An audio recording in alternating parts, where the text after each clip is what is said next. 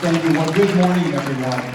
It's great to see you here, and thank you to our hosts at MIA. This is an incredible facility, and we were talking about the collection of Chinese arts that are shown in this facility are quite impressive. To each and every one of you, it's great to be with you. First and foremost, it's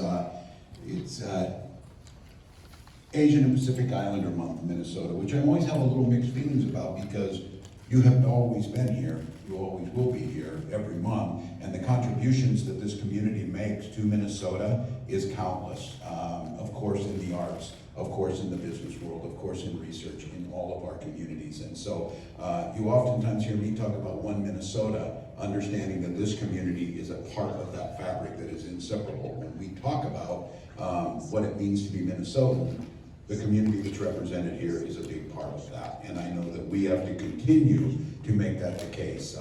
It has been a challenging few years. We've sent in videos because we were not able to gather together in some cases, but we've come through the last few years, I think, stronger than ever, and we are making the case here in Minnesota that this needs to be a welcoming place for everyone, whether you are fifth generation living here or whether you got here last week. This is your home. The incredible diversity of our state is what makes us strong.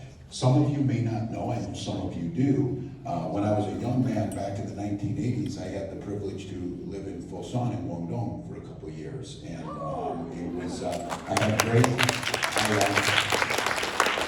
I still have many dear friends that live from Macau to Shenzhen and across the area, and very fond memories of that, very fond relationships that are built up. And I think in a chaotic world, as we build friendships, we build relationships, people to people, it's going to be more important than ever. So I'm incredibly grateful for that. I think it's incredibly important that our students understand our whole history, that our students are taught our whole history, that cultural studies are a big piece of what we do, to understand that beautiful diversity, to understand why and what our past is, and that's all of us. So I think this year you'll see that the legislature will pass that piece of legislation. We're going to teach cultural studies in our schools.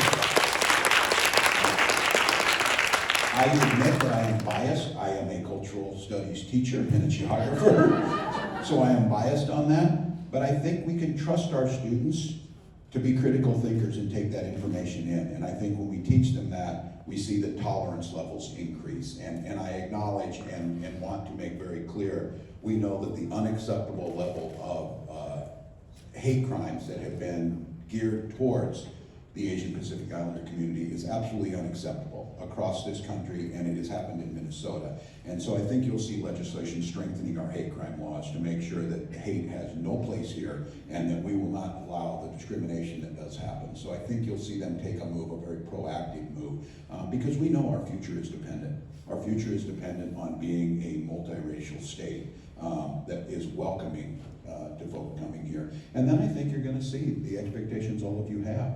High expectations in making sure we're investing in getting results for all of our children. We don't want people just to live here. We want people to thrive here.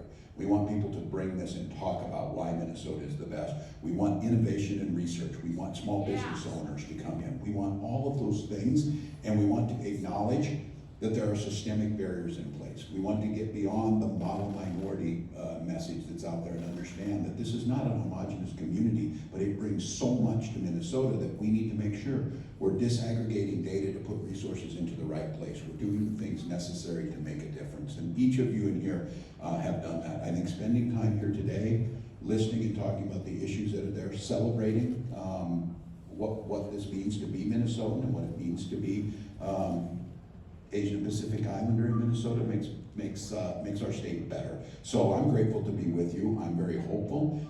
We are going to finish a legislative session on time. Yesterday we made sure that we protected the vote for every single person and expanded the right to vote. We try to break down some of the barriers. We have a lot of folks here that are trying to navigate a very broken immigration system that we need to, at the federal level, get better. But we've said if folks are here, we're certainly going to make sure you get a driver's license and can get to work and take your kids to school. And in many of our communities, it makes a huge difference.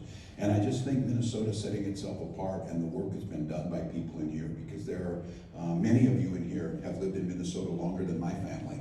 And there's many of you that are new to Minnesota. That's the beauty of this state, and that's what we can do right. So thank you for inviting me to the May Forum. Thank you for making Minnesota the great state that it is. Thank you for knowing that your voice matters and that collective voice matters, especially in policy at the state capitol, and that your neighbors are celebrating what it means to truly have a Minnesota that is welcome and one Minnesota for all. So thank you all. Really, really Thank you so much, Governor. Can we take one photo with you? I know everybody want to take a photo. Can you come up or we'll take a selfie? Where's everybody? Make sure everybody's in there. Where's all the family?